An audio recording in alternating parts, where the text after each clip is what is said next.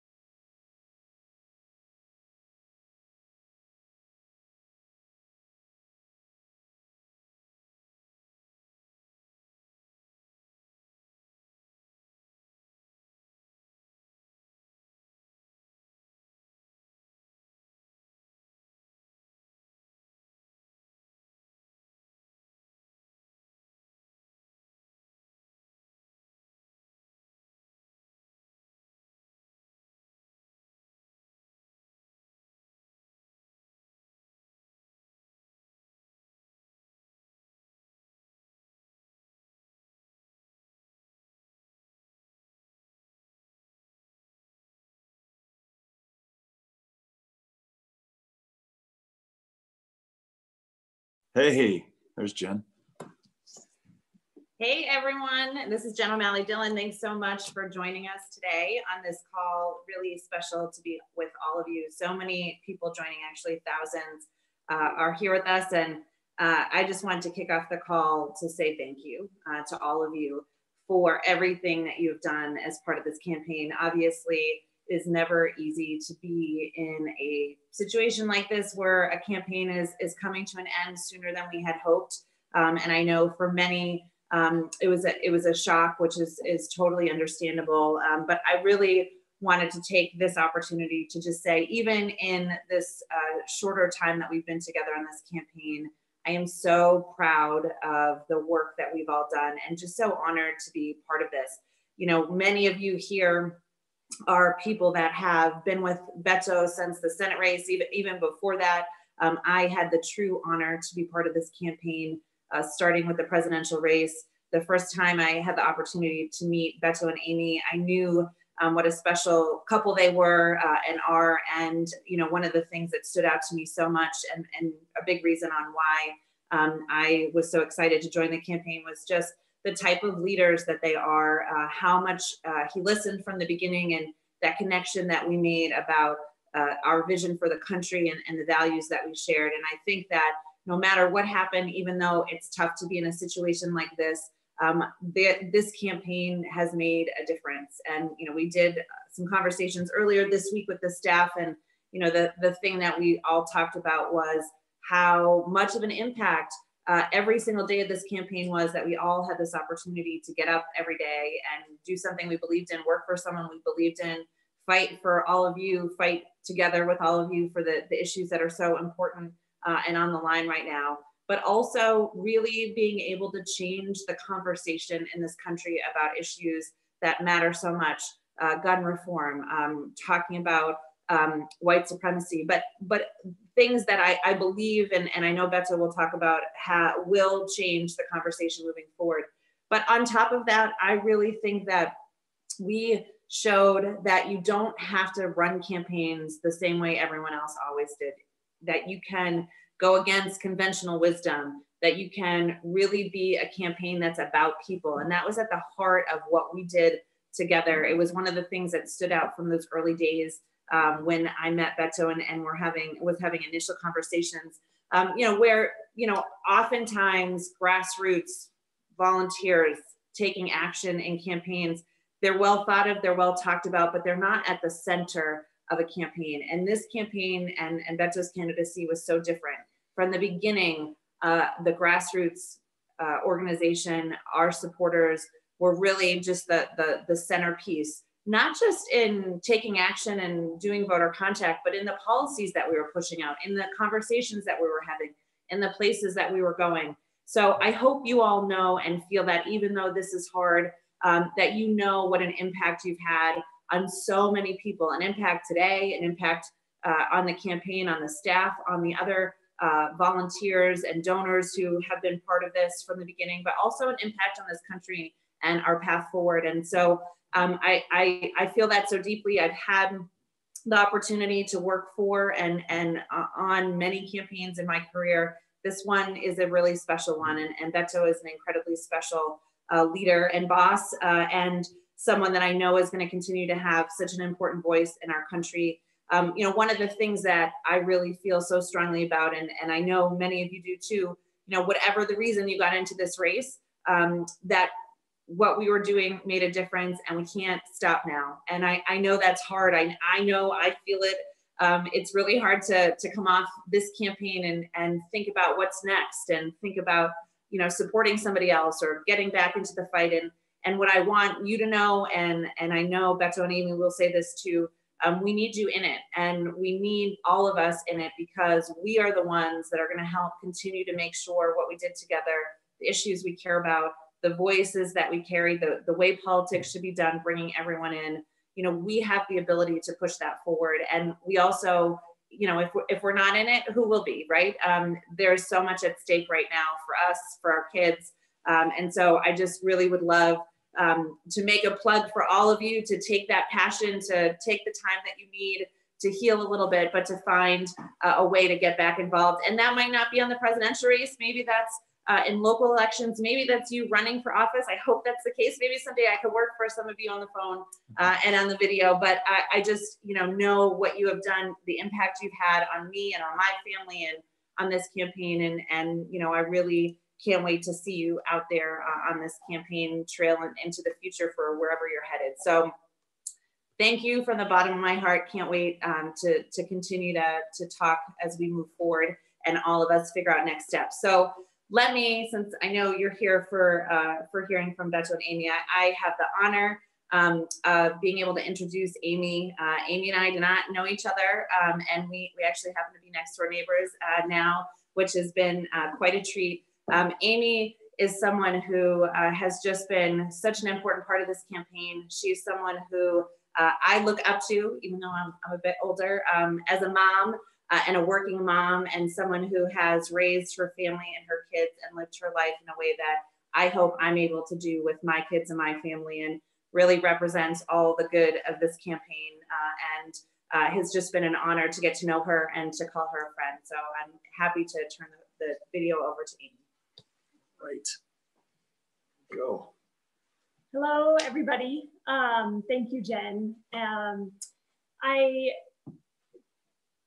hate that we're in the situation that we're in, and that I am not with you all in person right now, but I just have to say that this experience has been unlike anything I ever expected in my life, and have just met the most incredible people along the way, and feel so privileged to have been able to go to all of these amazing places across the country and meet so many of you, whether it was in Iowa this summer over the 4th of July when we were RVing with our kids across the state, or getting to go on my first solo trip to New Hampshire, meeting our incredible team there, and some of the elected officials, volunteers, getting to go to the state convention in New Hampshire, and then going to Nevada, and really, you know, such a small team in Nevada doing such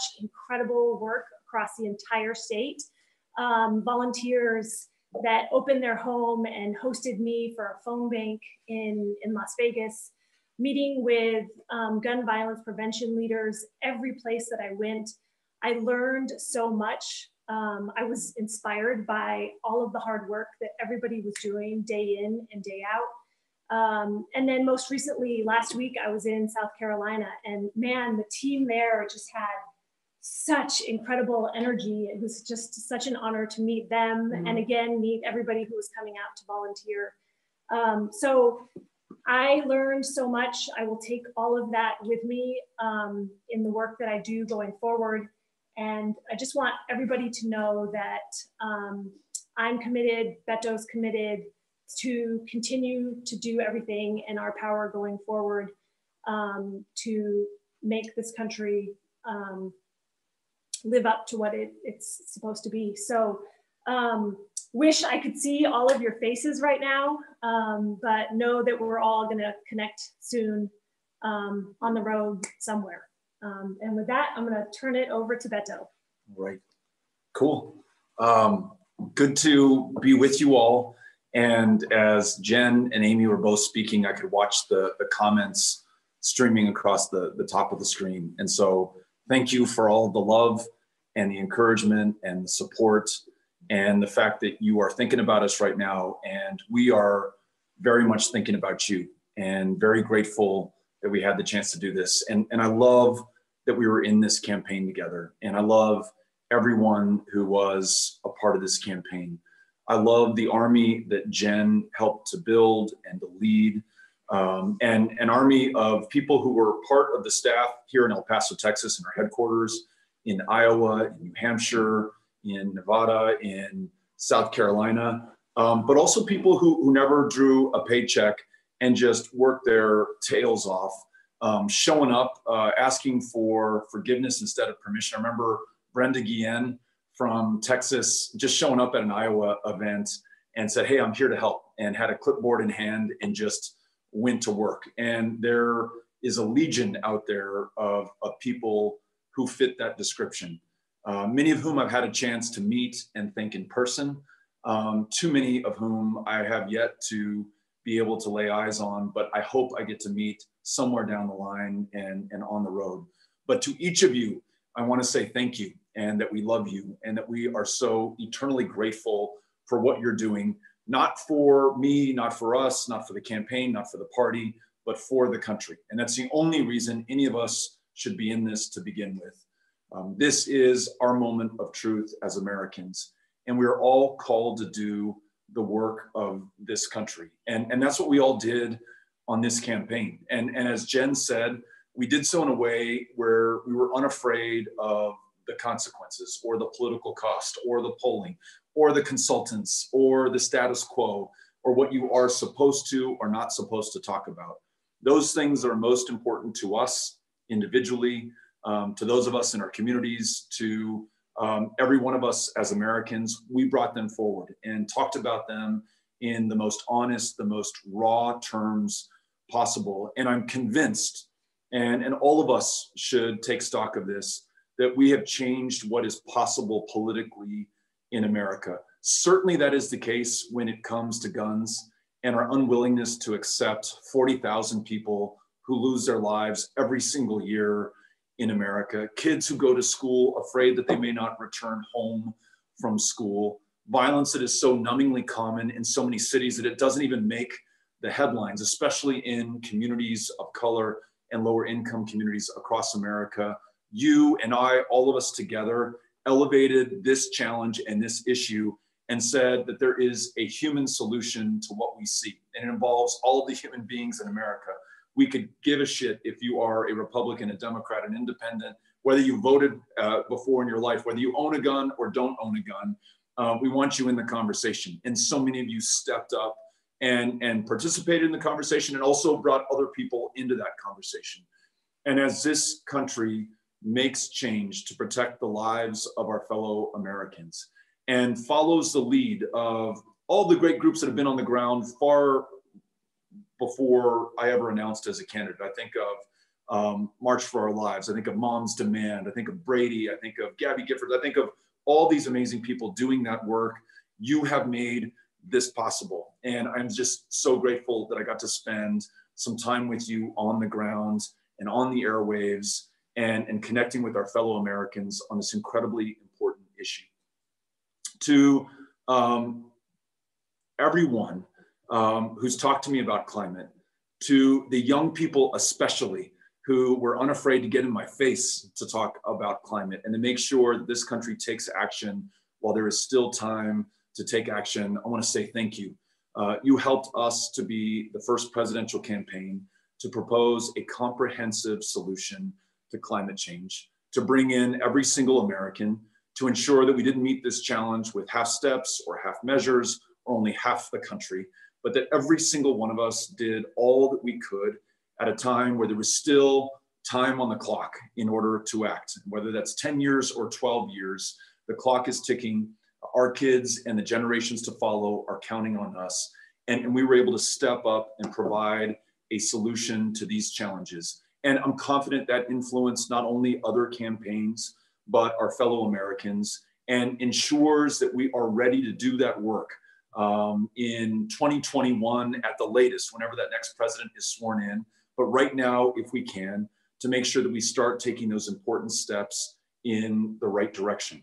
On immigration, on being there for asylum seekers and refugees, we got off the back foot. We stopped apologizing for who we are. We were no longer defensive. We said, we are going to do the right thing for those who choose this country and come here to do better for themselves and their kids, but also to do better for all of us. And by their very presence, they have no more walls, no more family separation, no more kids in cages, no more being afraid of who we are, but proudly embracing that, celebrating that, and making sure that we propose rewriting this country's immigration laws in our own image, in the image of El Paso, Texas, in the image of Des Moines, in the image of Charleston, in the image of all these cities where we are comprised of immigrants and the sons and daughters of immigrants. This is something for us to be proud of. And again, I think we changed the terms of that debate. And by extension, I think we changed what is politically possible in America. And the policy is going to follow that. To every one of you who reached out to us after the shootings in El Paso in August, I want to say thank you.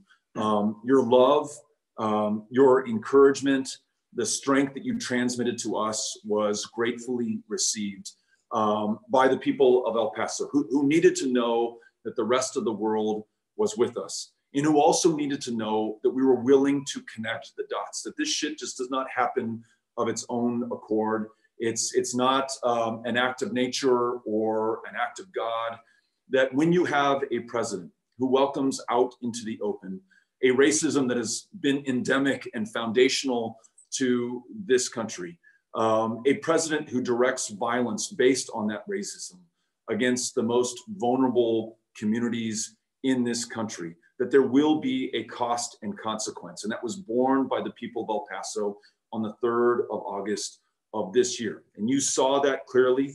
You were willing to speak honestly about that and to describe the decisive action that we needed to take. That begins with the fact that we have to understand the cost and consequence of Donald Trump, that this already very divided, very polarized country is being torn apart by somebody who traffics in a fake, fabricated fear about anyone who does not look like or love like or pray like the majority in this country. And that we have to stand up against him, and we have to stand up against that kind of racism. And that it's no longer sufficient to not be racist. We must, each one of us, commit to being anti-racist and to fighting that racism that's in the country. And to make sure that that racism is not armed with AK-47s and AR-15s. And to both acknowledge that we should stop selling these weapons of war into our communities, and then to take the very tough political step that should follow, which is to say that if there are 16 million of them out there, we should buy every single one of them back to make sure that we're safe in our communities, in our lives, in our schools, in our mosques, in our synagogues, and in our churches. That is part of what this campaign was able to do. I also want to say this, that when we think about the fear that Donald Trump tries to spread in this country, when we think about the very real fear that people live under, those who are afraid that they may be the next victims of a mass terror attack inspired by the president, or those whom we met who are desperate for healthcare in the wealthiest, the most powerful country on the face of the planet, but one that still has millions of people who cannot see a doctor or a therapist or afford their prescriptions. We saw that very real fear in this country that they feel. For those children of immigrants who may have an undocumented parent who drops them off at school at the beginning of the day and then wonders if their parent will be there to pick them up at the end of the day, or whether they themselves will have been picked up and detained or deported. Those kids are living in very real fear. To those who wonder if we're going to allow this moment to pass us by, not only to defeat Donald Trump, but to be up to the greatest set of challenges that we've ever faced, whether it is climate or gun violence or immigration or this economy that works all too well for too few and not well enough for far too many. That very real fear, we saw it, we felt it, we wanted to make sure that we acted against it. But it brings us to this decision that all of us have to make, and we made in this campaign. This fear that some who hold positions of public trust and power, the fear that those who contend and compete to hold those positions of public trust, the fear that they have of doing the right thing, because it may be politically unpopular, because it might defy the conventional wisdom, because it might diminish their prospects in the next election. All of us have to resolve ourselves that we're going to stand up against that kind of fear and continue to see things clearly and to speak honestly and to act decisively. If we have a legacy from this campaign, I hope it is that. And I hope that you will carry that in everything that you do in your life, especially in this year and in the next one. All of us have to commit to get behind the nominee from this party, to make sure that she or he is successful against Donald Trump, and then to make sure that once they become president, that they help to heal this very divided country and face with courage every single one of the challenges that are in front of us right now. All of us have that responsibility at this moment. And whatever you feel about this campaign, whatever you feel about the way that it ended, I hope that you also feel that overriding responsibility and opportunity to this country, and do everything within your power to help America when America counts on you more than she has at any time in this country's past. I know that that's the decision that Amy and I have made. We're going to do everything we can for the nominee, everything that we can for Texas to make sure that those 38 electoral college votes count in the column for the Democrat who defeats Donald Trump in November of 2020. We're going to try to help candidates all up and down the ballot, and especially try to bring to the table those who have never had a voice or have been able or have not been able to participate in the conversation. That is also something that we did in this campaign. Lastly, I want to pick up on something that Jen said. Very hard for us to make the decision to withdraw from this race, and one that I only made very reluctantly, and really only when it was clear that there was no other option available to us. I talked about this army that Jen has helped to put together and to lead, that's been with us every single step of the way since we began this campaign. We faced a moment where we knew that if we were to continue, we would not be able to do it with so many of the great people who made this campaign possible in the first place.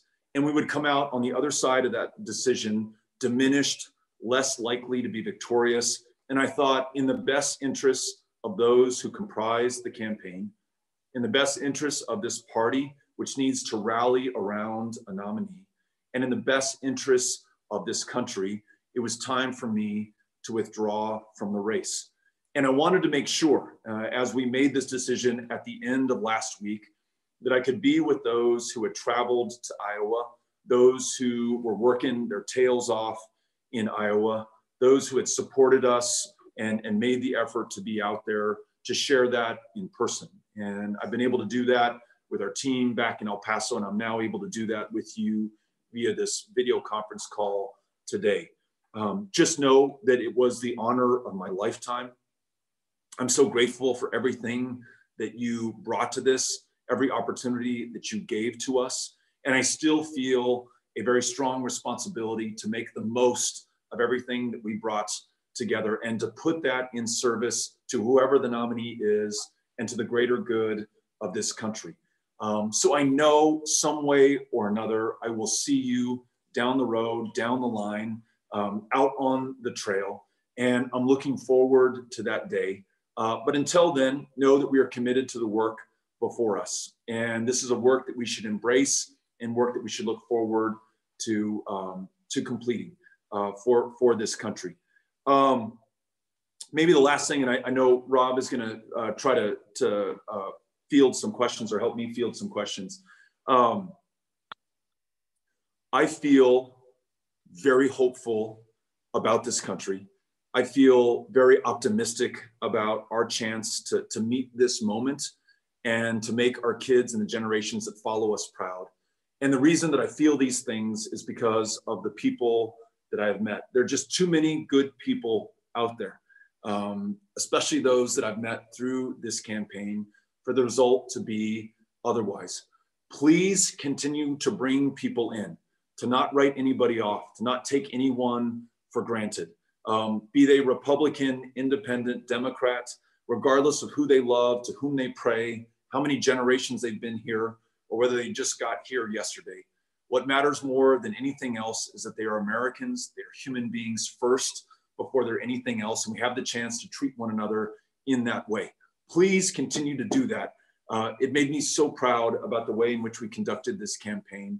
It made me so grateful to be a part of what you made possible. So wanted to say thank you. Henry, were you wanting to say hello? Just really quickly, Henry's been sitting next to me after just completing some free throws in the driveway and wanted to say hi as well. You want to wave to everybody? All right, Rob, do we have some questions? Would love to try to answer some questions. You can answer some questions too. You want to scoot over and be in the shot? And while these are coming through, let me say this. We could not have had a better leader in this campaign than Jen O'Malley Dillon. Could not have had better people than those who picked up their lives and moved them to El Paso, or who were living in El Paso in the first place and decided to join this effort. Those who've been on the ground every single day in the first 4 states, working remote from the headquarters of this campaign, and seeing us all too infrequently. Really the most amazing people, and so grateful for the work and the effort that they put in.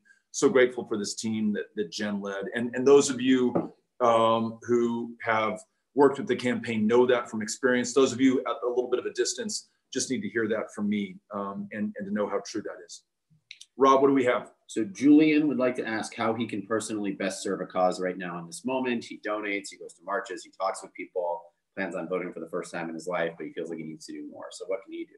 This is Julian? Julian, yeah. Julian, keep the faith. Be heartened by what we saw yesterday in Kentucky, what we saw yesterday in the Commonwealth of Virginia, what we saw yesterday in Texas. Everyone can get by. I want to make sure I'm saying her name right. Eliz Markovitz, who is running for the state house, one of these important candidates who just made it to a runoff against a Republican in Texas. And if we win control of that state house in 2020, then we're going to make sure that the racist gerrymandering that we have in Texas, like we have in many other states, is met with a Democratic majority that will begin to draw people into their democracy. So there's a race right now that you can get involved in and go out and support Eliz in Texas, other great candidates all over this country. Find somebody who is running for president that you like and inspires you and shares your values, and get on that team. Knock on doors for them, be part of that. And I said this to the team here yesterday in El Paso, the staff that's been working to support us over the last 7.5 months. Feel no guilt whatsoever about signing up with another one of the candidates. They are all really good people, any one of whom is going to be far superior to the guy that we've got in the White House right now. And if all of us get behind the nominee as soon as he or she is chosen, then they're that much more likely to be successful. So make that commitment to yourself and to all of us right now. And then I will do my best to continue to reach out. If you are a subscriber on our email list, if you follow us on Instagram or Facebook or Twitter or Snapchat, or Molly's going to help me with my TikTok account, we'll try to stay in touch. over the coming days, weeks, and months. And if I can direct you to a candidate or a race that I'm particularly excited about, and you want to follow my lead, the more the merrier. Okay. So Julian, thank you. Thanks for being part of this. And just know that we're grateful. Mark would like to know, will Beto be involved in politics going forward? Mark, absolutely. And, you know, part of, and any of you out there who've run for office before and have come up short, you know, some part of you wants to go deep into a cave and never come out again. You know, it is, you know, I think that's a natural part of the reaction. But I don't think you get that pass in a democracy. This country is counting on all of us. And if any one of us fails to do our part to the best of our ability, then we will fail this country and the generations that follow that are counting on us, the people of 2019 right here at this moment. So yes, I'm in politics right now with you, gonna do everything that I can. And what form that takes and in what capacity, I don't know. Amy and I have been beginning to talk about that and to think about that. But certainly it will involve supporting great candidates all over this country, from school board trustee to the next nominee for the presidency from the Democratic Party. We are all in to do our part, as I know each one of you are. So know that we're with you in this struggle, in this fight, and in the victories that are sure to come. Maya lives in West Virginia. She's 17. She says, you and Amy inspired you. She started a voter registration drive at her school through her Secretary of State's office. She'd love her opinion on what you think young people bring to the table, but what also you think first-time voters should know. Amy, you want to start or maybe our son Henry, any thoughts on that? Go for it. Say go vote. Okay, Amy, you talk about it. I will say that there has probably been nothing more inspiring in these campaigns than the young people that we've met who either aren't 18 and they can't vote yet, but they are in it and organizing and registering people, bringing them out, signing them up, getting them to volunteer, coming to our events, putting the pressure on candidates to think differently about the issues. I think for so long, young people have been written off, and we have just seen this level of engagement and enthusiasm across the country, like nothing I ever expected. And it has just been the most incredible thing to see. Word.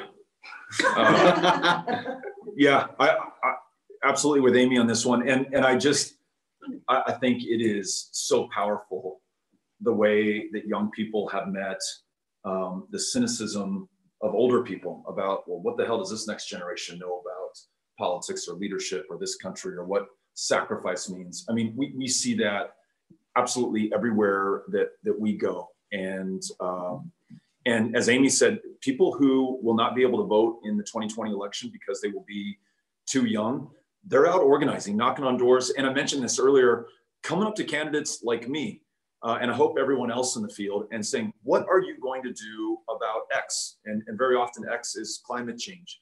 And I don't want a politically convenient talking point from you.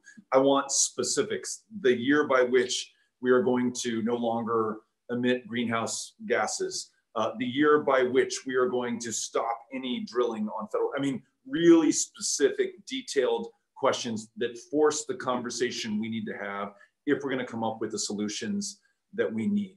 And I'll tell you what, from my reading of American history, that has always been the case. One of the great events that we got to be a part of was at Kent State in Ohio. And at the very outset, before we got a chance to address the town hall, we met with a gentleman who survived the shooting at Kent State in 1970. And he and other young men and women in that year had stood up against US involvement in Vietnam and in Cambodia and stood up for the best interests of this country and were willing to stand up against their own government's armed military. And many were shot, 4 were killed. He was one who was shot and survived his wounds. And it kind of reminded me that it was those young people who were willing to stand up at that moment of truth, who ultimately helped us to get out of Vietnam, helped this country to do the right thing. And then here we were at Kent State 50 years later, 49 years later, and there were all these young people, 1,000 of them, who came out on climate change, on gun violence, on this economy, making sure it works for everybody. Really inspiring, exciting, impressive. And again, my cause for optimism and hope. And whether it was the civil rights movement, and we got to go to North Carolina A&T, the home of the 4 young men who on February 1, 1960, began the integration, not just of the Woolworths in Greensboro, North Carolina, but the integration of all public places in the United States of America. You know, they're the ones that get the credit for the Civil Rights Act and the Voting Rights Act. The young people who served in World War II, the young people whose lives are on the line right now, half a world away. That's what sacrifice, that's what service looks like. And so we have no fear that you are going to be part of the solution, no fear that you're going to actually be leading the solution. And we saw it in Texas in 2018. Young voters turned out at a 500% increase in early voting from the previous midterm election. You're going to blow that record out of the water in 2020 as you get the 17-year-olds who will be 18 in November and their older brothers and sisters out to vote. So we're counting on you, and I know you're going to come through. So I'm going to add one last thing. Last week I was in Charleston at the College of Charleston and had a roundtable with probably like 10 or 12 college students. And I was so struck because they said, you know, it doesn't help for us to go out and talk to people who feel exactly the same way we do. That they were intentionally setting up these political clubs so that they could engage with people who see things a little bit differently, have the difficult conversations, and recognize that that was really the only way for us to make any progress. And I just thought, that is so mature.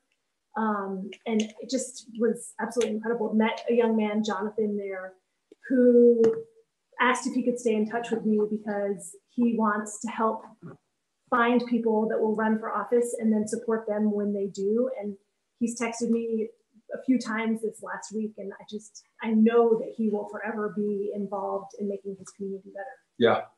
Yeah. That's I mentioned Amy and I having so much hope at this moment. That's a great example of why we have so much hope right now. And many of you have said to us as we've traveled the country that this campaign has given you hope.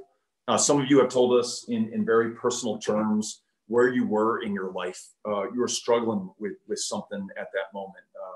The direction your life was going to take, or you were coming out of a difficult time for you in your job, in a relationship, just where you were in life, and that you found purpose and a calling in this campaign. Just know that we felt very much the same thing through you. And I think we all have this responsibility to keep that and to the best of our ability to stay in touch with one another, support one another in everything that we do going forward. And some of these people that Amy and I are telling you about, we are still in touch with after the campaign ended, and we're going to continue to stay in touch with you. So just know that. And anyhow, we're really grateful. Wendy, well, so there's a couple of Amy 2020s out here. So, you know, but there's, will Amy stay active on Instagram from Wendy? That's the real question. I have been encouraged to stay active on Instagram. It sort of goes against my nature, but I'm having fun with it at the same time. Yeah, so. Absolutely. Yeah. Ethan from Tyler, Texas, he said your work with gun violence inspired him to start his city's first March for Our Lives chapter. Right on. Wants to know how you're going to stay involved in fighting for sensible gun laws. He's from Tyler, Texas. Yeah. And go ahead. I'm going to be in Longview on Tuesday, so come say hi. If you're in Tyler, in Longview, in Carthage, in Texarkana, if you're anywhere in East Texas or Northeast Texas and want to see Amy, check your local listings. She'll be out there next week. If you get a chance, go to Stanley's Barbecue. and Okay. Tyler. That is some I of the best. remember you telling me about that. Yeah, so good. I remember we got a chance to visit with families who had lost a loved one to gun violence when we were in Denver. This may have been about a month ago, maybe a little bit longer now. And these are families who had lost a loved one at Columbine, in the Aurora movie theater shooting, in gun violence that was, you know, singular in their community or in their lives. And just it had happened to them, and maybe was not part of one of these sensational massacres, but all of them shared in that loss. And I remember it was shortly after the Houston debate where we had, you know, inspired by everyone who's on this campaign, just said in no uncertain terms that we are going to be there for the lives of our fellow Americans. And we don't care about the NRA. We don't care what was politically possible or convenient before. We're going to say what needs to be said. And there's this one guy, Lonnie, who said, man, Beto, you really stepped in it. But he said, but you're with us now, and we're grateful that you're in this fight. And he meant stepped in it in a good way. But he said, I want to know whether or not you're the nominee, that you're in this for the long haul, and that you're in this with us, because we have heard so many people talk about this stuff before, and you know, maybe they didn't go the distance, and we want to know that you're going to go the distance. And the answer to that is absolutely yes. Amy has joined the El Paso chapter of Moms Demand. Thank you, Jody and Scarlett and others who helped to form that here. I have been inspired beyond words by Emma and David and March for Our Lives and all these extraordinary students and young people, and just really great Americans who are absolutely unafraid to say what needs to be said and to do what needs to be done. And I want to support all of them to the greatest extent of my powers and my abilities. And Amy feels the same way. So we're super excited that you're starting a chapter in your community. We want to support you in what you do. And we want to make sure that those who are in positions of power right now to do something, do that. So please keep the pressure up. And that, you know, we don't allow what is happening in this country to fade from view, or to no longer be top of mind, and to make it easy for people to move on to the next issue, or the next talking point, or the next topic. Somebody told us after the shootings in El Paso that one of these mass terror attacks fades from the public consciousness after about 3 weeks. I want to continue to talk about El Paso and Dayton and Midland, Odessa, and Santa Fe High School, and every single one of these mass shootings. But I also, and this is something that I just heard in Newtown the other day from a student who survived the massacre there. She said, I'm so glad that you're in Newtown. I'm so glad that you're ensuring that the focus remains on getting something done. But she said, I want to make sure that you're also talking about and thinking about and elevating the stories of those in Chicago, or those in other communities who may be victims of gun violence, 1 or 2 at a time, but in a place where it happens so often, or a place that does not have power, and so it doesn't make the headlines, doesn't make the news. I want to make sure that we're talking about everybody and working on behalf of everyone on this issue. And Amy and I are committed, and we're glad that you are as well. And so we'll see you out there on this and on every issue that matters. This is a good one. If yeah, good note here. Yeah. Do you believe that grassroots political movements are the only way, and why? Yes, it's the only way. It's the only way to do this. And I'll tell you why. Because at a time that there's this open question about whether our democracy still works, or whether we are in a democracy, given the fact that corporations are able to purchase not only influence and access, but outcomes in elections, outcomes in legislation, that you have the greatest gap in wealth and in income in American history since perhaps the last Gilded Age. The ability to demonstrate and prove that this democracy still works depends on all of us at a grassroots level. Your willingness to knock on doors or to make a phone call or to reach out to someone on social media and bring them in an unguarded, honest, real human to human way. That's at the core of what we need if we're going to be able to make this work, if we're going to return power to people. And you cannot, out of one side of your mouth, talk about the need to stand up to these corporations, these special interests, this consolidation and concentration of power and influence and wealth and privilege. And then out of the other, try to accept help or support from those very same corporations and special interests and concentrations of power. And in this campaign, without a single dime from a single PAC or special interest or even lobbyist, we were able to show the power of people. And that's what it's going to take to make sure that our nominee is successful and wins against Donald Trump. And it's what it's going to take on a day in, day out basis to make sure that this democracy works again, works for all of us, and is up to the extraordinary, unprecedented challenges that lay before us. And so if we're going to make it, it's going to be all of us in this grassroots capacity coming together. And again, I said this earlier, we're in all the way. We are ready to knock on doors for other candidates and other causes, willing to work with you in whatever capacity we can. And I know that you are as well, because you were part of this grassroots campaign and we saw you out there and we're so grateful for it. But your work has just begun. There's so much left for us to do, and we're going to do it together. And we're looking forward to seeing you guys out there. All right. Artemis, you want to say hi before we leave? Come here. Come here. Come on up. Come on. You can do this one time. I know. Come on. So confused. Come here. Come here. Come say hi to everybody. Come here. Up here. Up here. Up here. Come on. Come on. Come on. Come on. Yay. There's Artemis. You got her maybe just a little bit. Hey, sit over here. Say hi to the camera. Oh, you guys got the back of Artemis's head. Thank you all for being a part of this. We will stay in touch over the email list and on social media. And then I just hope I get a chance to see you in person and to thank you in person for the great work that you have done. I love you all, proud of you all, and can't wait to see what's next for all of us and for the country. All right, we'll see you later. Adios. Bye-bye.